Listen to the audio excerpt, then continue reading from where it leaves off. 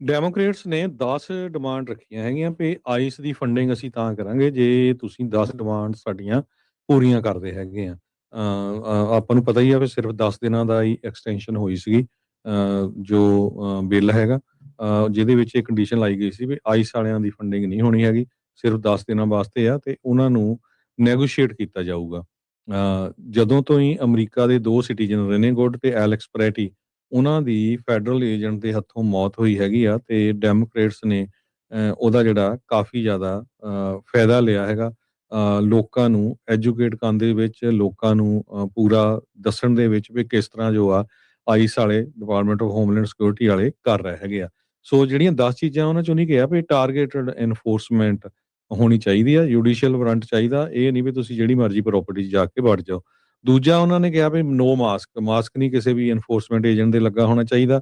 Required ID, unique ID ਉਹਨਾਂ ਦਾ ਹੋਵੇ, ਨਾਮ ਹੋਵੇ ਜਿੱਦਾਂ ਪੁਲਿਸ ਆਫੀਸਰਸ ਦਾ ਹੁੰਦਾ, ਉਹਨਾਂ ਦੇ ਸ਼ਰਟ ਦੇ ਉੱਤੇ ਜਾਂ ਜੋ ਵੀ ਹੈਗਾ, ਤਾਂ ਕਿ ਪਤਾ ਲੱਗ ਸਕੇ ਵੀ ਕੌਣ ਹੈਗਾ। ਸੈਂਸਿਟਿਵ ਲੋਕੇਸ਼ਨਸ ਨੂੰ ਪ੍ਰੋਟੈਕਟ ਕੀਤਾ ਜਾਵੇ। ਸੈਂਸਿਟਿਵ ਲੋਕੇਸ਼ਨ ਜਿੱਦਾਂ ਮੈਡੀਕਲ ਫੈਸਿਲਿਟੀਜ਼ ਹੋ ਗਈਆਂ, hospital, school, child care facility, church, ਗੁਰਦੁਆਰੇ, ਜੋ ਵੀ ਧਾਰਮਿਕ ਸਥਾਨ ਆ, ਪੋਲਿੰਗ ਪਲੇਸਿਸ, ਕੋਰਟਸ, ਇੱਥੇ ਨਹੀਂ ਜਾ ਸਕਦੇ। ਰੇਸ਼ੀਅਲ ਪ੍ਰੋਫਾਈਲਿੰਗ ਨੂੰ ਸਟਾਪ ਕੀਤਾ ਜਾਵੇ, ਕਿਉਂਕਿ ਆਪਾਂ ਦੇਖਿਆ ਹੀ ਆ, ਉਹ ਤਾਂ ਐਕਸੈਂਟ ਦੇਖ ਕੇ, ਬੰਦੇ ਦੀ ਸ਼ਕਲ ਦੇਖ ਕੇ ਜੋ ਆ ਅਰੈਸਟ ਕਰਦੇ ਸੀ। ਅਪਹੋਲਡ ਯੂਜ਼ ਆਫ ਫੋਰਸ ਸਟੈਂਡਰਡ, ਤੇ ਸੱਤਵਾਂ ਹੈਗਾ ਵੀ ਸਟੇਟ ਤੇ ਲੋਕਲ ਕੋਆਰਡੀਨੇਸ਼ਨ ਹੋਣੀ ਚਾਹੀਦੀ ਹੈਗੀ ਆ। ਇਹ ਨਹੀਂ ਵੀ ਆਪਣੀ ਮਰਜ਼ੀ ਨਾਲ ਜੋ ਮਰਜ਼ੀ ਕਰੀ ਜਾਣ। ਤੇ 8ਵਾਂ ਉਹਨਾਂ ਦਾ ਸੀ we build safeguards into the system. 9ਵਾਂ body cameras for accountability not tracking, ਇਹ ਬੋਡੀ ਕੈਮਰਾਜ਼ ਆਲਰੇਡੀ ਮੇਰੇ ਖਿਆਲ ਨਾਲ ਮਿਨੀਐਪਲਸ ਦੇ ਵਿੱਚ ਉਹਨੀ ਲਾ ਦਿੱਤੇ ਹੈਗੇ। ਤੇ 10ਵਾਂ ਸੀ ਨੋ ਪੈਰਾਮਿਲਟਰੀ ਪੁਲਿਸ, ਜਿਸ ਤਰ੍ਹਾਂ ਟਰੰਪ ਹੁਣੀ ਕਹਿੰਦੇ ਸੀ ਵੀ ਆਪਾਂ ਜਿਹੜੇ ਨੈਸ਼ਨਲ ਗਾਰਡ ਜਾਂ ਹੋਰ ਪੈਰਾਮਿਲਟਰੀ ਪੁਲਿਸ ਆ ਉਹ ਨਾਲ ਡਿਪਲੋਏ ਕਰਾਂਗੇ। ਸੋ 10 ਡਿਮਾਂਡ ਡੈਮੋਕ੍ਰੇਟਸ ਨੇ ਰਿਪਬਲਿਕਨਸ ਦੇ ਅੱਗੇ ਰੱਖੀਆਂ ਆ, ਤਾਂ ਕਹਿੰਦੇ ਵੀ ਅਸੀਂ ਨੈਗੋਸ਼ੀਏਟ ਕਰਾਂਗੇ। ਸੋ ਡੀਐਚਐਸ ਦੀ ਫੰਡਿੰਗ ਆਉਂਦੇ ਹਫਤੇ ਦੇ ਅਖੀਰ ਤੱਕ ਸ਼ਾਇਦ ਖਤਮ ਜਿਹੜੀ ਉਹ ਹੋ ਜਾਵੇਗੀ, ਤਾਂ ਉਹ ਉਸੇ ਨੂੰ ਚਾਲੂ ਰੱਖਣ ਦੇ ਲਈ, ਉਹ ਡਿਪਾਰਟਮੈਂਟ ਨੂੰ ਚਾਲੂ ਰੱਖਣ ਦੇ ਲਈ ਕੀਤਾ।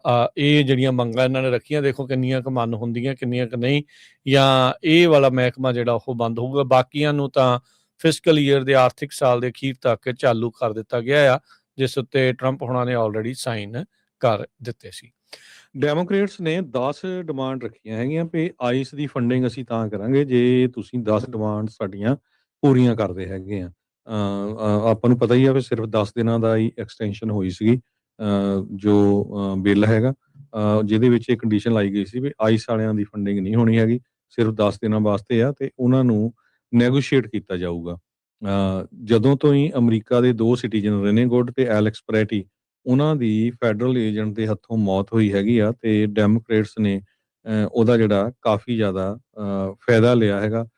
ਲੋਕਾਂ ਨੂੰ ਐਜੂਕੇਟ ਕਰਨ ਦੇ ਵਿੱਚ, ਲੋਕਾਂ ਨੂੰ ਪੂਰਾ ਦੱਸਣ ਦੇ ਵਿੱਚ ਵੀ ਕਿਸ ਤਰ੍ਹਾਂ ਜੋ ਆ ਆਈਸ ਵਾਲੇ, ਡਿਪਾਰਟਮੈਂਟ ਆਫ ਹੋਮਲੈਂਡ ਸਿਕਿਉਰਿਟੀ ਵਾਲੇ ਕਰ ਰਹੇ ਹੈਗੇ ਆ। ਸੋ ਜਿਹੜੀਆਂ 10 ਚੀਜ਼ਾਂ ਉਹਨਾਂ ਚੋਂ ਨਹੀਂ ਕਿਹਾ ਵੀ ਟਾਰਗੇਟਡ ਐਨਫੋਰਸਮੈਂਟ ਹੋਣੀ ਚਾਹੀਦੀ ਆ, ਜੁਡੀਸ਼ੀਅਲ ਵਾਰੰਟ ਚਾਹੀਦਾ, ਇਹ ਨਹੀਂ ਵੀ ਤੁਸੀਂ ਜਿਹੜੀ ਮਰਜ਼ੀ ਪ੍ਰਾਪਰਟੀ 'ਚ ਜਾ ਕੇ ਵੜ ਜਾਓ। ਦੂਜਾ ਉਹਨਾਂ ਨੇ ਕਿਹਾ ਵੀ ਨੋ ਮਾਸਕ, ਮਾਸਕ ਨਹੀਂ ਕਿਸੇ ਵੀ ਐਨਫੋਰਸਮੈਂਟ ਏਜੰਟ ਦੇ ਲੱਗਾ ਹੋਣਾ ਚਾਹੀਦਾ। ਰਿਕੁਆਇਰਡ ਆਈਡੀ, ਯੂਨੀਕ ਆਈਡੀ ਉਹਨਾਂ ਦਾ ਹੋਵੇ, ਨਾਮ ਹੋਵੇ ਜਿੱਦਾਂ ਪੁਲਿਸ ਆਫੀਸਰਸ ਦਾ ਹੁੰਦਾ, ਉਹਨਾਂ ਦੇ ਸ਼ਰਟ ਦੇ ਉੱਤੇ ਜਾਂ ਜੋ ਵੀ ਹੈਗਾ, ਤਾਂ ਕਿ ਪਤਾ ਲੱਗ ਸਕੇ ਵੀ ਕੌਣ ਹੈਗਾ। ਸੈਂਸਿਟਿਵ ਲੋਕੇਸ਼ਨਸ ਨੂੰ ਪ੍ਰੋਟੈਕਟ ਕੀਤਾ ਜਾਵੇ।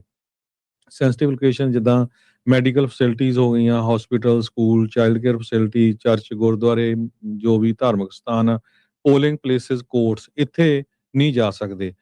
ਰੇਸ਼ੀਅਲ ਪ੍ਰੋਫਾਈਲਿੰਗ ਨੂੰ ਸਟਾਪ ਕੀਤਾ ਜਾਵੇ, ਕਿਉਂਕਿ ਆਪਾਂ ਦੇਖਿਆ ਹੀ ਆ, ਉਹ ਤਾਂ ਐਕਸੈਂਟ ਦੇਖ ਕੇ, ਬੰਦੇ ਦੀ ਸ਼ਕਲ ਦੇਖ ਕੇ ਜੋ ਆ ਅਰੈਸਟ ਕਰਦੇ ਸੀ। ਅਪਹੋਲਡ ਯੂਜ਼ ਆਫ ਫੋਰਸ ਸਟੈਂਡਰਡ, ਤੇ ਸੱਤਵਾਂ ਹੈਗਾ ਵੀ ਸਟੇਟ ਤੇ ਲੋਕਲ ਕੋਆਰਡੀਨੇਸ਼ਨ ਹੋਣੀ ਚਾਹੀਦੀ ਹੈਗੀ ਆ। ਇਹ ਨਹੀਂ ਵੀ ਆਪਣੀ ਮਰਜ਼ੀ ਨਾਲ ਜੋ ਮਰਜ਼ੀ ਕਰੀ ਜਾਣ। ਤੇ 8ਵਾਂ ਉਹਨਾਂ ਦਾ ਸੀ we build safeguards into the system.